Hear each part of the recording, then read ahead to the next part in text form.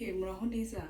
Uyu munsi ngiye kubakorera urutonde rw'ibitabo na recommendinga bya business. Igitabo cya mbere ndi buhereho ni igitabo cyitwa Business Adventures, akaba ari igitabo cyanditswe na John Brooks. Igitabo cya kabiri akaba ari igitabo cyitwa Intelligent Investor, akaba ari igitabo cyanditswe na Benjamin Graham.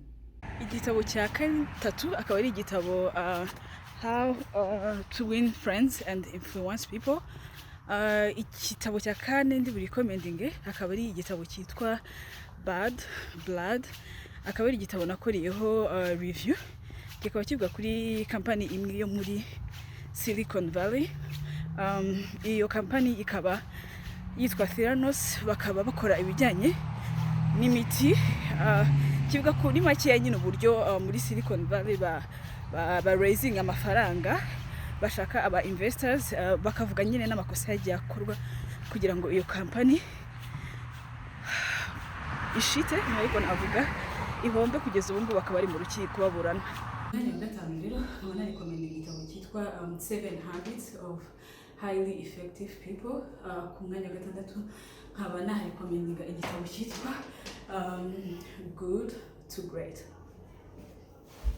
So much love to share, your blackness, oneness, so rare, so much love to care, and let them know they can sit down, mama African, so much love to share, sweet blackness, oneness. Igitabo cya karindwi rero na recommendinga akaba ari igitabo cyitwa The Smartest Guys in the Room, akaba ari igitabo cyanditswe na Joe Nacero.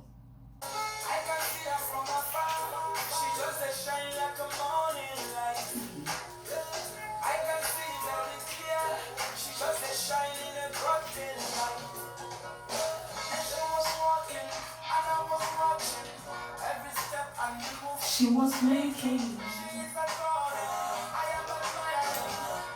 hips and a cows. Beauty is a naturality, originality and a mysterious thing. Igitabo cya munani na recommendinga ni igitabo cyitwa Getting Things Done, akaba ari igitabo cyanditswe n'umuntu witwa David Allen.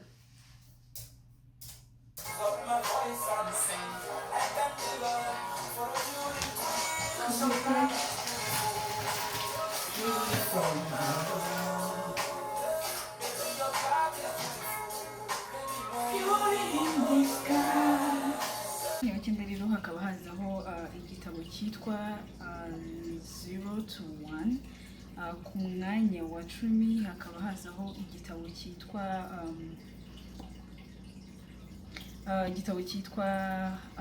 The Hard Thing About Hard Things, akaba ari igitabo cyanditswe n'umugabo witwa Ben.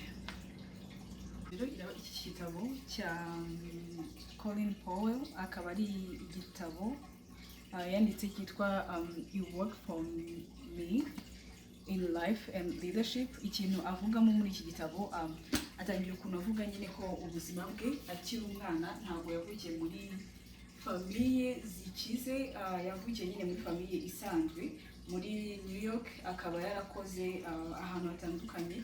Avuga ko umuntu wa mbere wamuhaye akazi yari umupapa w'umurusiya, ariko akaba ari umwe mu bantu nyine yadimaringa mu buzima bwe. Umupapa akaba yaramukoresheje igihe gitoya, ageze aramubwira ati rero wa mwana ntabwo nshobora gukomeza gukorana nawe, genda ujye gushaka ubuzima mu ishuri, genda ujye gushaka ishuri.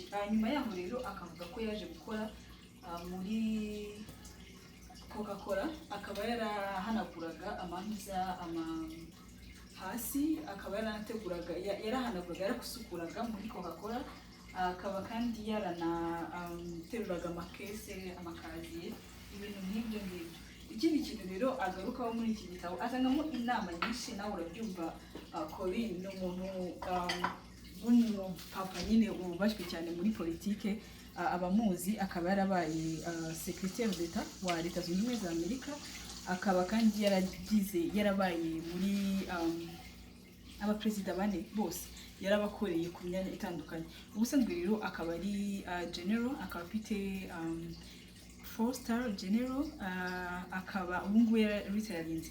Ikintu nagarukaho muri iki gitabo avugamo nuko muribuka Saddam Hussein yego muri Iraq, agarukamo ukuntu ba regreta en fait CIA niba hari kosa yakoze no gutera muri Iraq. Avuga ko abantu ba CIA yateye Iraq, Amerika yateye Iraq ikuye ku makuru nyine CIA yavuze. Amakuru CIA yatanze nuko Iraq ifite ibitero bya kirimbuzi ikorera mu maminivan kandi barabeshyaga. Uyu mugabo rero akaba ari watanze ijambo ryemeza ko UN ndetse n'imiryango igize igomba gutera Iraq. Icyo gihe abafaransa bakaba bariyopuje ku banyamerika, Spanish na British igashyigikira aba bantu. Ni byinshi navuga kuri iki gitabo. Ni igitabo cyiza pe, wagisoma ashyiramo amaprincipe ye, abantu yagiye akoresha, abakozi be, n'ibyo amaze kugeraho mu buzima, ashyiraho amahave yiwe n'ibindi byose. Hano rero twese mu Rwanda tugatangira. Ikindi navuga nuko abantu babikaga maquillage mike yo twabitse ubuki. Ibihe byiza naho gutaha. Bye. Your black is beautiful, beauty from above. Baby, your black is beautiful.